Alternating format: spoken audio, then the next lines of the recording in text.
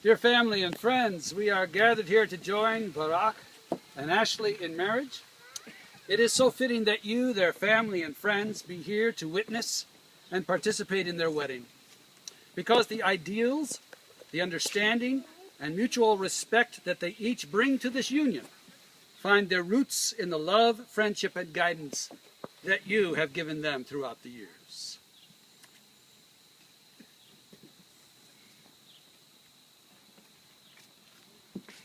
The bridal canopy, or huppah, is a multifaceted symbol. It creates a special and sacred space for this extraordinary moment in your lives. Your huppah is open on all sides to symbolize the importance of the world that lies beyond your new home and how important your family and friends are. Your parents surround you, for they are the true foundation upon which the structure of our lives rests. The fragileness of the huppah is a reminder that you must both take great care to protect the integrity and strength of the holy union that you both have begun to build today. Surely, the only true anchor that you will now have will be holding on to each other, just as you are doing now. Yes, your huppah represents a house full of promises and is now filled with your joyous hopes and dreams. Out of two different and distinct traditions, Barak and Ashley have come together to learn and share the best of each, appreciating their differences but confirming that being together is far, far better than being apart from one another.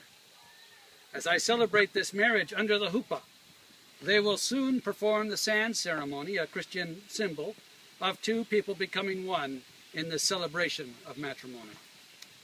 There are also those who were close to Barak and Ashley who are no longer with us.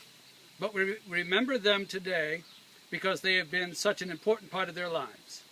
And so we remember Yehuda Avni, Rahamim, and Shoshana Gibori. We now have a reading from the book of Genesis.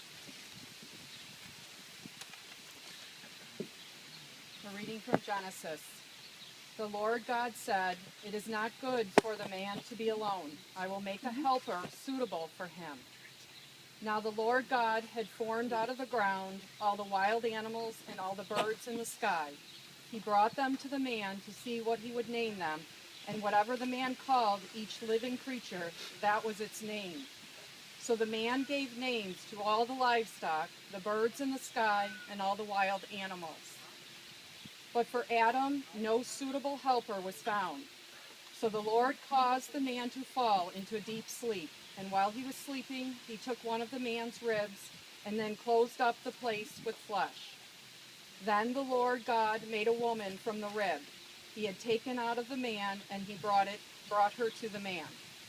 The man said, "This is now bone of my bones and flesh of my flesh. She shall be called woman, for she was taken out of man. That is why a man leaves his father and mother and is united to his wife, and they become one flesh."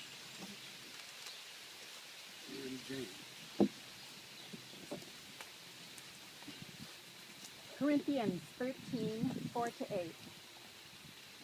Love is patient. Love is kind. It does not envy. It does not boast. It is not proud. It does not dishonor others. It is not self-seeking. It is not easily angered. It keeps no records of wrongs. Love does not delight in evil, but rejoices in the truth. It always protects, always trusts, always perseveres. Love never fails.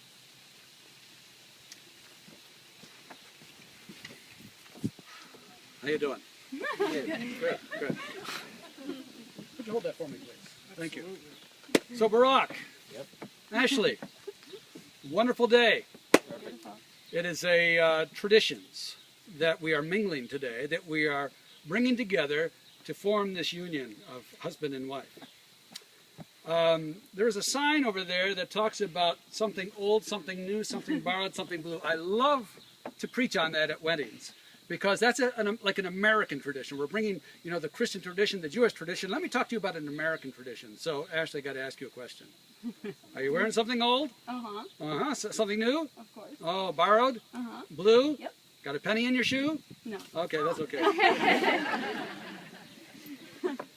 My boots. And your boots, yeah. Yeah, they didn't tell me there was a blue jeans wedding. A little departure from tradition, but that's okay. I want to talk to you today about how marriage is like those four things: old, new, borrowed, and blue. As I say, we are mixing traditions here, and I like the readings that were both from Genesis and the book of Corinthians, what we call our Old Testament and the New Testament. But I want to talk to you about marriage being old. How old is marriage? Marriage is as old as creation itself. In that reading from Genesis, we read that God created a man and God created a woman for the man as a partner. Not one greater than the other, not one less than the other, but an equal partnership. This is an equal partnership that begins today. So how old is marriage? It is as old as creation itself, but it is also new. This is a brand new relationship that begins today. Okay? Barak, how long have you known Ashley? 3.5 years. 3.5. How long have you known Barak? 3.5 years. Good. I love it when couples agree. It's a good way to start out. Now, you think you know Barak pretty well? I think so. You think so? And you think you know? I think so. You think so. But I'm not really good at thinking. You're not really good at thinking. I don't. Okay. Barak, since you've already set that for yourself, there are 2 words you need to learn. Yes, dear. Yes, dear. You got it. All right. All right. Yes, dear. You don't need to do the thinking. She'll do it for you. Yes, dear. And I've learned that after 31 years of marriage, that you think you know each other pretty well. And you do know each other, but let me tell you, as you grow older, as you grow with each other, you will change. She'll come home someday and say something, do something she's never said or done before, and the same thing. Barak will come home and, you know, where'd that come from? That's because we do grow and we change. We never stop growing up, okay? So grow with each other. Learn what it means to make your marriage new every day. You want an old, stale marriage? No. You want an old? No. Make it new. Continue to working at making it new every single day, and you will have a wonderful marriage, let me tell you. So it's old, it's new, it's borrowed, borrowed, borrowed, borrowed. What is it that brought the 2 of you here today? 4-letter word starts with L, rhymes with shmub. Love. Yeah, where did that love come from? It comes from God. It is a borrowed love. The scriptures tell us that we love because God first loved us. And so it is a borrowed love, a love that comes from God. That reading from 1 Corinthians tells us what love is like. Or perhaps I should say what it is not like.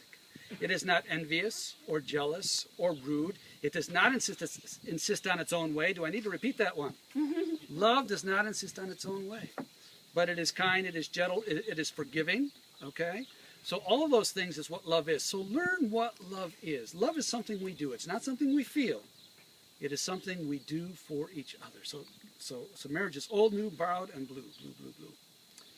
Oh, what color is the sky? I don't see a single cloud in the sky today. What color is that? Blue. How high does that go? Pretty far. Pretty far? How about it goes on forever? Blue, when you think of blue and you see the color of the sky, let it remind you that your marriage is like the blue of the sky. It goes on forever. This marriage will never end, right? Right. Right? Okay. All right. Okay. Blue is also the color of hope. So it is our hope for you that you experience all the joys, all the wonders, all the discoveries, all the wow moments that 2 people can experience as husband and wife.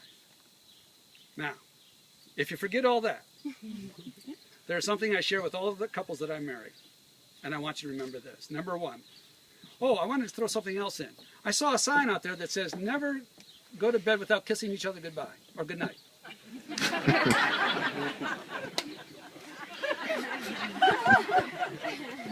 Without kissing each other goodnight, I got my words mixed up. But also, when you leave in the morning, don't forget to kiss each other goodbye.